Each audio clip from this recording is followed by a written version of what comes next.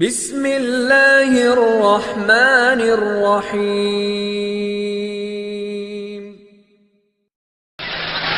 ساری دنیا کے تمام مسلمانوں میں سارا اسلام زندہ ہو جائے، اس میں مسلمانوں کا بھی فائدہ اور اس میں دوسرے انسانوں کا بھی فائدہ اور اس میں جانوروں کا بھی اللہ نے فائدہ رکھا ہے۔ اب دین اسلام کیسے زندہ ہو؟ اسلام پر عمل کرنے کے لیے اللہ نے ملک یا مال کو شرط قرار نہیں دیا۔ یہ بات نہیں ہے کہ انسان مالدار بنے گا تو دین پہ عمل کر سکے گا، غریب نہیں کر سکتا۔ اکثر صحابہ کرام غریب اور فقیر تھے۔ یہ بات نہیں ہے کہ انسان بادشاہ وزیر بنے گا تو پھر دین پر عمل کر سکتا ہے۔ انسان کے پاس ایک بھی عہدہ نہ ہو لیکن سارے دین پر عمل کر سکتا ہے۔ دین پر عمل کرنے کے لیے ملک اور مال کا ہاتھ میں ہونا ضروری نہیں ہے۔ دین پر عمل کرنے کے لیے دل میں نور ہدایت کا ہونا ضروری ہے۔ اللہ نے اس کائنات میں روشنی کے دو سلسلے چلائے، ایک مخلوق روشنی جس کے لیے اللہ نے آسمان میں چاند، سورج، ستارے بنائے، اس زمین پر آگ اور گیس اور بیٹری اور موم بتی بنائی، بجلی بنائی۔ یہ مخلوق روشنی جب انسان کو میسر آ جاتی ہے تو انسان کو مخلوق چیزیں نظر آنے لگتی ہیں، ان کا نفع اور نقصان بھی نظر آنے لگتا ہے۔ اور جب یہ مخلوق روشنی انسان کو میسر نہ رہے تو نہ چیزیں نظر آتی ہیں نہ ان کا نفع اور نقصان نظر آتا ہے۔ تو اس مخلوق روشنی کو قیامت کے دن اللہ ختم فرما دیں گے، چاند اور سورج کو بے نور کر دیں گے، ستارے آسمان سے جھڑ جائیں گے، کیونکہ اب مخلوق چیزیں نہ رہی، ان کو دیکھنے کے لیے مخلوق روشنی کی ضرورت نہ رہی۔ اس کے مقابلے میں ایک نور اللہ کا اپنا ہے۔ اللہ نور السماوات والارض، اللہ تعالی کا نور بہت طاقتور۔ اس کائنات کی کوئی چیز اللہ کے نور کو برداشت نہیں کر سکتی۔ طاقتور سے طاقتور فولاد بھی اللہ کے نور کو برداشت نہیں کر سکتا۔ مضبوط سے مضبوط پہاڑ بھی اللہ کے نور کو برداشت نہیں کر سکتا۔ صرف ایک انسان کا دل ایسا ہے جس میں اللہ کا نور سما سکتا ہے۔ انسان کے دل میں اللہ کا نور آ جائے، اس کا نام ہے ہدایت کا مل جانا، اور انسان کا دل اللہ کے نور سے خالی ہو جائے، اس کا نام ہے ضلالت یعنی گمراہ ہو جانا۔ ہر انسان کی سب سے پہلی ضرورت نور ہدایت کا مل جانا ہے۔ ہر انسان کی سب سے بڑی ضرورت نور ہدایت کا مل جانا ہے۔ اس لیے قرآن مجید میں اللہ تعالی نے بہت سی دعاؤں کو ذکر فرمایا ہے، لیکن سب سے پہلے اللہ تعالی نے ہدایت کی دعا کو ذکر فرمایا ہے۔ قرآن کے شروع میں سورۃ فاتحہ ہے، اور سورۃ فاتحہ میں اللہ نے کیا دعا رکھی ہے؟ اہدنا، اے اللہ تو ہم تمام انسانوں کو ہدایت نصیب فرما۔ تو یہ دعا جس کے حق میں قبول ہو جائے گی، اس کے حق میں قرآن کی باقی تمام دعائیں بھی قبول ہونے لگ جائیں گی، اور جس کے حق میں پہلی دعا قبول نہ ہوئی اور اس کو نور ہدایت نہ ملا، اس کے حق میں قرآن کی باقی دعاؤں میں سے کوئی دعا قبول نہیں ہوگی۔ یہ ہدایت کا مل جانا ہر انسان کی پہلی ضرورت ہے اور سب سے بڑی ضرورت ہے۔ جس کو نور ہدایت مل گیا اس کی مرنے کے بعد کی ساری ضرورتیں پوری ہو جائیں گی۔ جسے نور ہدایت نہ ملا، مرنے کے بعد اس کی ایک بھی ضرورت پوری نہیں ہوگی۔ ایسا انسان جس کا دل اللہ کے نور سے خالی ہوگا، ایسا انسان دوزخ میں ڈالا جائے گا، اور دوزخ میں اسے ہزاروں سال گزر جائیں گے، ایک گھونٹ پانی پینے کو نہیں ملے گا۔ لاکھوں سال گزر جائیں گے، ایک لقمہ کھانے کو نصیب نہیں ہوگا، اور کروڑوں سال دوزخ میں گزر جائیں گے، ایک منٹ کا آرام کرنا اسے نصیب نہیں ہوگا۔ اس لیے ہر انسان کی سب سے پہلی ضرورت اور سب سے بڑی ضرورت نور ہدایت کا مل جانا ہے۔ دلوں میں ہدایت کا نور ڈالنا اور دلوں میں سے ہدایت کا نور نکال لینا یہ ایک اللہ کا کام ہے۔ اللہ ہدایت دینا چاہے تو اللہ تعالیٰ نے فرعون کی بیوی حضرت آسیہ کو ہدایت دے دی، اور اللہ تعالیٰ ہدایت نہ دینا چاہے تو اللہ تعالیٰ نے حضرت نوح علیہ السلام کی بیوی کو ہدایت نہیں دی۔ نبیوں کی بیوی کو ہدایت نہ دے، اور جو سب سے بڑا دوزخیہ فرعون، اللہ اس کی بیوی کو ہدایت دے۔ یہ اللہ نے دکھایا کہ ہدایت دینا نہ دینا اللہ کا کام ہے۔ اللہ تعالیٰ نے اس دنیا کو دارالاسباب بنایا، کرنے والی ذات اللہ کی ہے، لیکن اللہ نے ہر چیز کے لیے کوئی نہ کوئی سبب مقرر فرمایا۔ تو اللہ نے انسانوں کو ہدایت دینے کے لیے نبیوں کی محنت کو سبب بنایا۔ کسے سبب بنایا بھائی؟ نبیوں کی محنت کو اللہ نے سبب بنایا۔ جب اللہ تعالیٰ کسی قوم کو ہدایت سے نوازنا چاہتے تو ہدایت کی محنت دے کر اس قوم میں نبی کو بھیج دیتے۔ نبی آتا، ہدایت کی محنت آتی، دلوں میں ہدایت کا نور اترتا، لوگ اللہ کے دین پر عمل کرنے والے بن جاتے، اور پریشانیاں ختم ہو جاتی، اور راحتیں اور کامیابیاں اور عزتیں انہیں ملنے لگ جاتی، اور ان کے حالات سنور جاتے۔ نبی چلا جاتا، ہدایت کی محنت بھی چلی جاتی، دلوں میں سے ہدایت نکلنے لگتی، اللہ اسے قوم میں دوسرا نبی بھیج دیا کرتے۔ کلما ہلک نبی خلفہ نبی، ایک نبی چلا جاتا ہے قوم میں سے تو اللہ تعالیٰ اسے قوم میں دوسرا نبی بھیج دیا کرتے۔ ہر قوم کا الگ الگ نبی ہوتا۔ وَلِكُلِّ قَوْمٍ حَادٍ، 5 قومیں دنیا میں ہوتی تو 5 نبی، اور 10 قومیں دنیا میں ہوتی تو 10 نبی، 50 قومیں دنیا میں ہوتی تو 50 نبی، اور ہر قوم کے اندر نبی کے بعد دوسرا نبی، نبی کے بعد دوسرا نبی، تو یہی سلسلہ چلتا رہا، یہاں تک کہ 1,24,000 انبیاء علیہ السلام دنیا میں اللہ نے بھیجے، اور آخر میں اللہ تعالیٰ نے حضرت محمد صلی اللہ علیہ وسلم کو بھیجا، اور آپ کو بھیج کر اللہ تعالیٰ نے 2 بڑی تبدیلیاں فرمائیں۔ ایک تو اللہ تعالیٰ نے یہ تبدیلی فرمائی کہ اللہ نے فیصلہ کر دیا کہ حضرت محمد صلی اللہ علیہ وسلم ہے تو قبیلہ قریش میں سے، لیکن نبی صرف قوم قریش کے لیے نہیں ہے، بلکہ اللہ نے آپ کو تمام دنیا کے تمام انسانوں کے لیے نبی بنا کر بھیجا۔ وما ارسلناک الا کافۃ للناس بشیرا ونذیرا۔ اور دوسری تبدیلی اللہ تعالیٰ نے یہ فرمائی، پہلے تو نبی کے جانے کے بعد اللہ دوسرا نبی بھیجتے تھے، اب اللہ تعالیٰ نے فیصلہ کیا کہ حضرت محمد صلی اللہ علیہ وسلم کے بعد کسی کو نبوت نہیں دی جائے گی۔ اب حضور کی نبوت قیامت کے دن تک کے لیے قائم کر دی گئی ہے۔ آپ ساری دنیا کے انسانوں کے لیے نبی، اور قیامت تک کے زمانوں کے لیے نبی۔ آواز آ رہی؟ قیامت تک کے زمانوں کے لیے نبی۔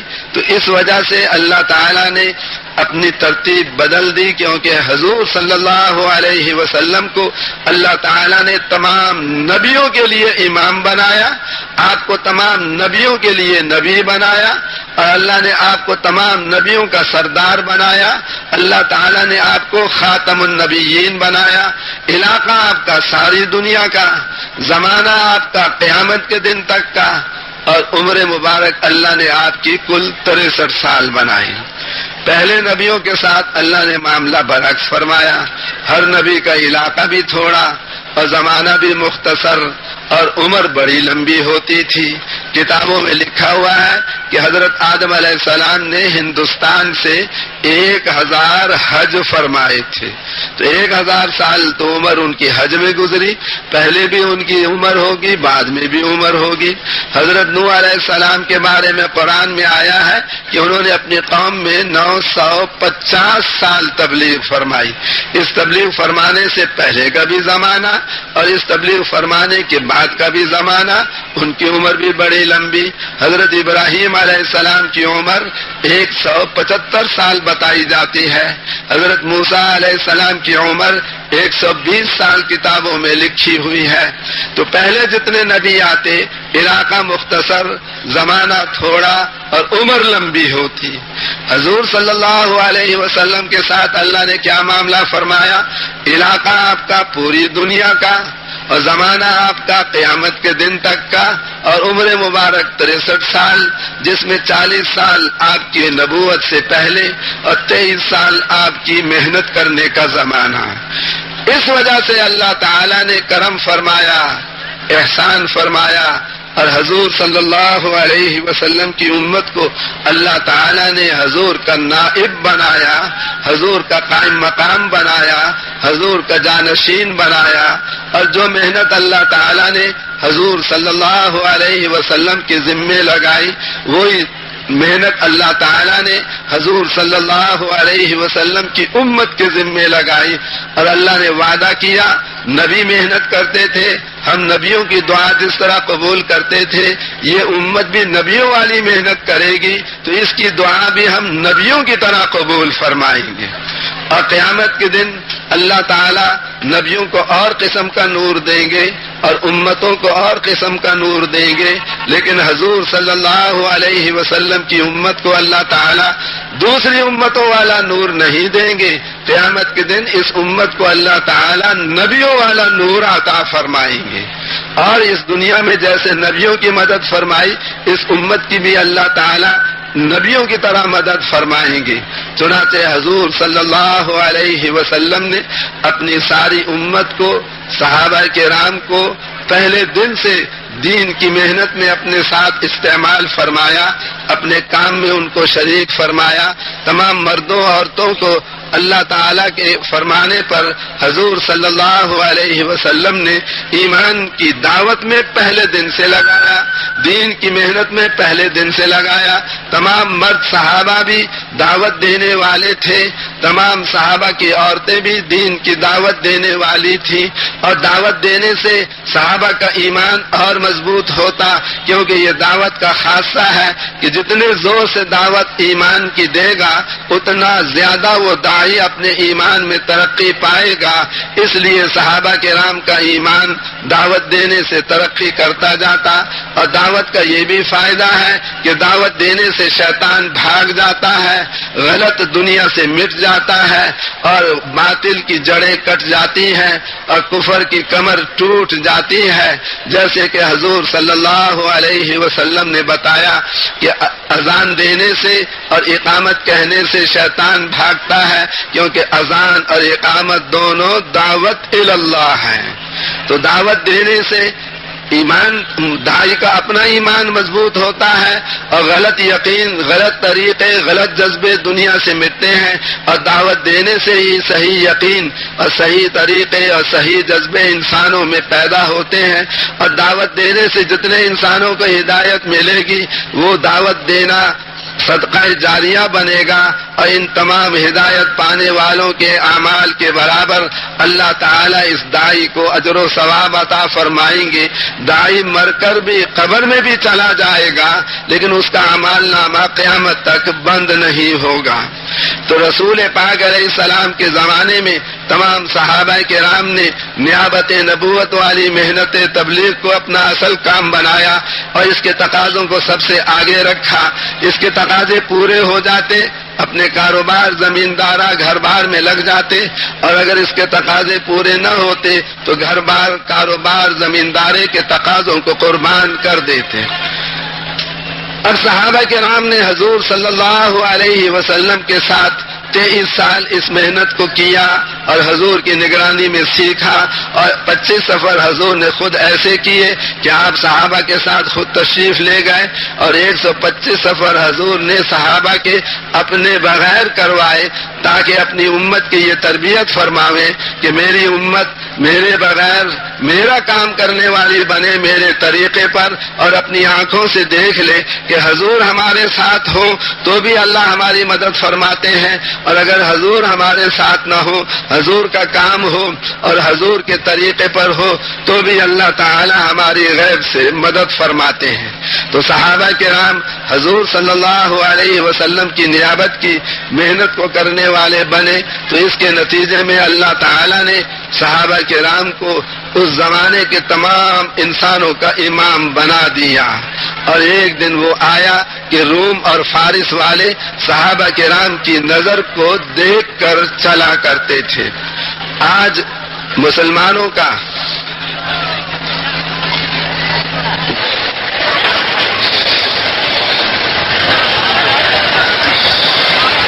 مسلمانوں کا سب سے بڑا جرم عظیم یہ ہے کہ حضور صلی اللہ علیہ وسلم اس امت کو دنیاوی محنتوں سے نکال کر اپنی محنت میں مشغول فرما کر گئے تھے. تو جس محنت میں حضور صلی اللہ علیہ وسلم نے اپنی امت کو مشغول فرمایا، آج کی امت محمدیہ نے اس محنت کو چھوڑ دیا، اور جن محنتوں سے حضور نے امت کو نکالا تھا، آج کے مسلمانوں نے انہی محنتوں میں اپنی ساری صلاحیتوں کو لگا دیا.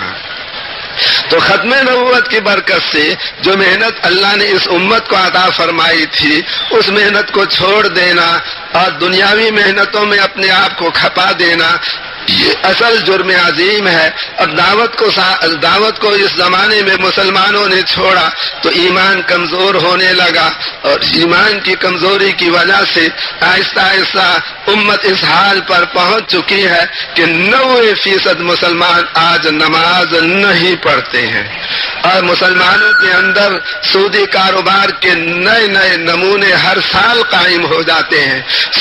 سودی کاروبار جو اللہ کے نزدیک اتنا برا ہے کہ ایک سودی کاروبار کرنا اپنی ماں کے ساتھ زنا کرنے کے 70 مرتبہ زنا کرنے کے برابر بتایا گیا ہے. وہ آج سودی کاروبار مسلمانوں میں بڑھتا جا رہا ہے، اور مرد عورت کا ناجائز اختلاط جو حرام ہے وہ بڑھتا جا رہا ہے. تو جتنے قسم کا حرام مسلمانوں میں آج پایا جا رہا ہے، اس کی بنیادی وجہ ایمان کا کمزور ہو جانا. اور ایمان کیوں کمزور ہوا؟ کیونکہ رسول پاک علیہ السلام کی نیابت والی محنت کو امت نے چھوڑ دیا. اس وجہ سے آج مسلمان ساری دنیا کے انسانوں کے غلام بن گئے ہیں، اور یہ غیروں کی نظر دیکھ کے چلتے ہیں، اور ایسا کوئی مسلمان نظر نہیں آتا جو اللہ رسول کو دیکھ کر چلنے والا ہو. کتنے بھی حالات مسلمانوں کے خراب ہو جائیں، لیکن اللہ نے یہ فیصلہ کیا ہے قیامت کے دن تک کے لیے کہ جس زمانے میں مسلمان حضور صلی اللہ علیہ وسلم کی نیابت والی محنت کو اختیار فرمائیں گے، اور یہ مسلمان اس محنت کو حضور صلی اللہ علیہ وسلم کے طریقے کے مطابق کرنے والے بنیں گے، اسی زمانے میں اللہ تعالیٰ اپنی غیبی نصرتوں کو مسلمانوں کے لیے ظاہر فرمائیں گے، اور اسلام کو ساری دنیا میں اللہ اپنی قدرت سے زندہ فرمائیں گے. اور جب مسلمان نبی کی محنت کو کرنے والے بنیں گے تو جیسے صحابہ کرام کو اللہ نے دنیا کا امام بنایا، اس زمانے کے مسلمانوں کو بھی اللہ دنیا کا امام بنا دیں گے. یہ 3 دن کے لیے ہم یہاں جمع ہوئے ہیں. کس لیے جمع ہوئے ہیں؟ کہ حضور صلی اللہ علیہ وسلم جس محنت پر صحابہ کو ڈال کر گئے تھے، اپنی امت کو ڈال کر گئے تھے، اس محنت کو ہم اپنی محنت بنائیں، اس محنت کے سیکھنے میں ہم زندگی لگائیں، اور سیکھ کر ہم اس محنت کو ساری عمر کرتے رہیں، اور کرتے کرتے اللہ کے راستے میں ہم مر جائیں، تاکہ اللہ تعالی ساری دنیا میں سارے اسلام کو اپنی قدرت سے زندہ فرما دے. تو وہ قربانیاں اور وہ مجاہدے جو صحابہ کرام نے دعوت کے راستے میں اختیار فرمائے، اگر آج ہم بھی ان مجاہدوں قربانیوں والے بن جائیں گے تو اللہ تعالیٰ آج کے مسلمانوں کو بھی وہ ساری عزتیں اور وہ ساری کامیابیاں اور وہ ساری راحتیں اس دنیا میں نصیب فرمائیں گے جو صحابہ کرام کو نصیب فرمائی تھی. اس کے لیے ہم عرض کرتے ہیں کہ یہاں آنا محض کچھ نیک ماحول میں وقت گزارنے کے لیے نہیں ہے، اس لیے ہے کہ ہم ایسا وقت گزاریں کہ اللہ تعالیٰ اس 3 دن کے یہاں وقت گزارنے کی برکت سے ہمیں مرتے دم تک کے لیے حضور والے کام کے لیے اللہ ہمیں قبول فرما لے. ہم طلب صادق والے بنیں گے اور ہم اللہ سے مانگنے والے بنیں گے تو اللہ تعالیٰ ہمیں اس کام کے لیے قبول فرما لیں گے اور ہمیں ذریعہ بنا کر ساری دنیا کے انسانوں کو ہدایت سے نواز دیں گے. اس کے لیے عرض کیا جاتا ہے کہ یہاں 3 دن میں رہنا اس طرح سے ہو کہ ہماری ہر حلقے والے اپنے حلقے میں ٹھہریں اور ہر حلقے میں ہر شہر والے اکٹھے مل کر ٹھہریں اور ہر شہر والے میں ہر مسجد والے اپنی جماعت مسجد کی بنا کر اکٹھے ٹھہریں. اگر 50 آدمی ایک مسجد سے آئے ہیں تو وہ اپنی 10-10 کی 5 جماعتیں بنا لیں اور جب 10-10 کی جماعتیں 12, 15, 16 کی جماعتیں ہم بنا لیں تو پھر ہر جماعت میں 2 آدمیوں کی جوڑیاں بنا دی جائیں، کیونکہ حضور صلی اللہ علیہ وسلم جب مدینہ منورہ تشریف لائے تھے تو آپ نے بھی وہاں صحابہ کی جوڑیاں بنائی تھی، یعنی ایک انصاری اور ایک مہاجری، 2 صحابہ کی جوڑی بنا دی، اور وہ دونوں اکٹھے رہ کر مدینے میں اپنی زندگی گزارتے تھے، اور صحابہ کرام میں اتنی محبت تھی، فرماتے تھے کہ جوڑی دار اور جوڑی دار کو رات الگ الگ اپنے گھر میں گزارنا بہت مشکل ہوتا تھا۔ ان کے دل میں یہ تمنا اٹھتی رہتی تھی کہ رات جلدی ختم ہو، صبح ہو جائے، میں اپنے جوڑی دار مسلمان بھائی سے جلدی سے جا کر ملوں۔ یہ دونوں کی جوڑی بنا کر رہنا، جو اکیلا اکیلا چلے گا تو اکیلی بکری کو بھیڑیا کھا جاتا ہے، اکیلے چلنے پھرنے والے کو شیطان غلط کاموں میں لگا لیتا ہے، تو شیطان سے حفاظت ہماری تب ہوگی جب ہم جوڑی بنا کر رہیں، وضو میں ہم اکٹھے جائیں، کھانا اکٹھے کھائیں، نماز اکٹھے پڑھیں، اور ہم بیان میں اکٹھے بیٹھیں، اور ہم سونے میں اکٹھے ہوں، ہر وقت دونوں آدمی، دونوں جوڑی دار مل کر اکٹھے رہیں، اور اجتماعی اعمال کے شروع ہونے سے پہلے آپس میں مذاکرہ کر لیں۔ اب نماز ہونے لگی ہے، نماز کے کیا فضائل، بیان اجتماعی عمل شروع ہونے لگا ہے، اس اجتماعی عمل کے کیا فضائل، اس عمل کے کیا آداب، ہر عمل سے پہلے دونوں جوڑی دار فضائل کا بھی مذاکرہ کر لیں، آداب کا بھی مذاکرہ کر لیں، اور پھر اس کے بعد کہیں جانا ہو تو دونوں اکٹھے جائیں، اور اپنی جسمانی ضرورتوں میں کم سے کم وقت لگایا جائے، یا تو اجتماعی عمل میں شریک ہو اور اجتماعی عمل سے فارغ ہو جائے تو پھر دونوں جوڑی دار مل کر دعوت انفرادی کا ماحول بنائیں، اور سارے اپنے حلقے کے اندر ایسی فضا بنے کہ سب دعوت دے رہے ہوں، یہ سارے دعوت سن رہے ہوں، کھانا کھانے میں وقت کم سے کم، اور استنجے پیشاب میں وقت کم سے کم، اور اپنی چائے پینے میں وقت کم سے کم، جسمانی ضرورتوں میں اپنا وقت ہم کم سے کم لگائیں، اور انفرادی دعوت میں اپنا وقت خرچ کریں، اس سے فارغ ہو جائیں تو تلاوت اور صبح شام کی تسبیح، صبح شام کے مسنون اذکار، اور 3 تسبیح صبح اور 3 تسبیح شام کو، اور اس کے علاوہ بیٹھ کر دعا مانگنا 15 منٹ 20 منٹ آدھا گھنٹہ۔ ایک ساتھی مجھے ایسا ملا رمضان شریف میں کہ اس نے یہ کہا کہ 9 بجے رات کو میں نے امت کے لیے مانگنا شروع کیا، مانگتے مانگتے رات کے 12 بج گئے، اور 3 گھنٹے مسلسل وہ امت کے لیے مانگتا رہا۔ حضور صلی اللہ علیہ وسلم سے تو اس سے بھی زیادہ وقت مسلسل امت کے لیے مانگنا کتابوں میں لکھا ہوا ہے۔ تو ہمارا وقت یا تو خدمت میں گزرے، یا تلاوت اور ذکر عبادت اور دعا میں گزرے، اور اس سے زیادہ قیمتی وقت ہمارا تب بنے گا جب ہم اپنا وقت انفرادی دعوت میں لگائیں گے، اجتماعی اعمال ہو تو ان میں اول سے آخر تک شریک ہونا، اپنے جوڑی دار کو سنبھال کے رکھنا، اور جب اس سے فارغ ہو تو انفرادی اعمال میں اپنے آپ کو لگانا۔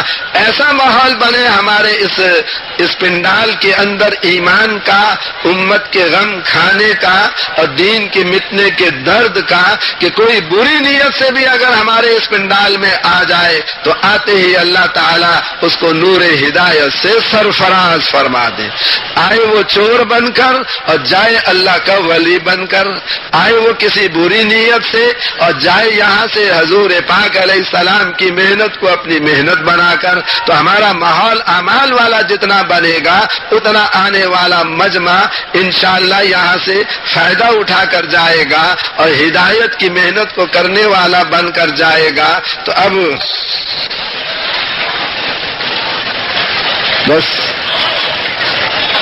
کے بعد بیان ذرا زیادہ لمبا وقت کے لیے ہوگا، اس لیے اب آپ کو تھوڑا سا وقت دیا جاتا ہے، اپنی نماز کی تیاری کو جلدی جلدی مکمل کر لیں۔ لایانی ہمارے اس ماحول میں نہیں ہونی چاہیے، غیبت کا بول ہمارے اس ماحول میں ایک بھی نہیں آنا چاہیے، اور یہاں ہم جتنا وقت بھی گزاریں اس میں ہم کسی ایسے کام میں نہ لگیں جس کام میں لگنے سے ہمارا ایمان کمزور ہو اور مخلوق کا یقین ہمارے دل میں تازہ ہو جائے اور اللہ کا یقین نہ بن سکے۔ تو ایمان بگاڑنے والے تمام کاموں سے احتیاط رکھیں اور اپنے اعمال کو، اپنے اوقات کو ان اعمال میں گزاریں، دونوں کی جوڑی بن کر۔ سبحانک اللہم